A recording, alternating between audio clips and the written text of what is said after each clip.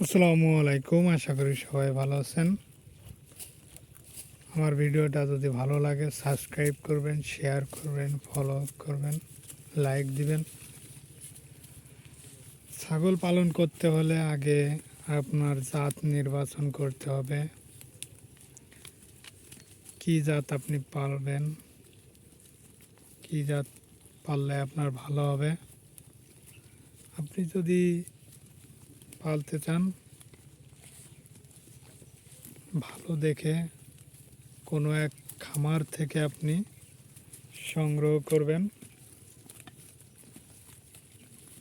তারপরে ভালো একটা জাত দেখে সেটা থেকে আপনি চয়েস করে কিনবেন।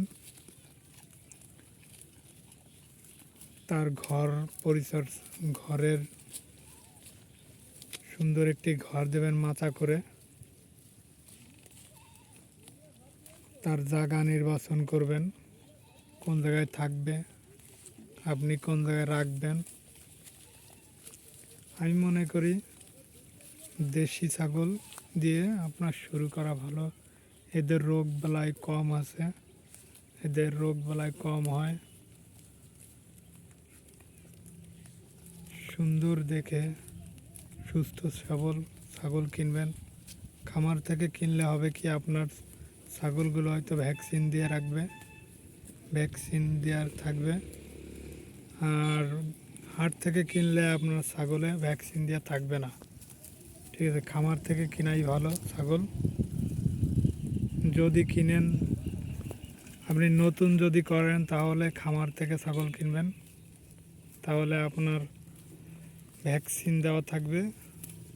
আর নয়, যদি আপনি হাট থেকে ক্রয় করেন একটু ঝুঁকির মধ্যে ঝুঁকি থাকবে। তাই আমি বলবো খামার থেকে ছাগল কেনাটাই ভালো, হাট থেকে না কেনা ভালো যারা নতুন দিবেন। আর যদি আপনি বুঝতে পারেন যে ছাগল এটা ভালো মন্দ, ঠিক আছে, তাহলে হাট থেকে কিনতে পারেন। আমি বেটার মনে করি প্রথম আপনি খামার থেকে ছাগল ক্রয় করা ভালো।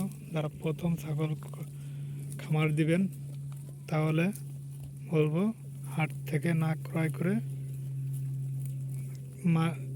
খামার থেকে করাই ভালো। আল্লাহ হাফেজ।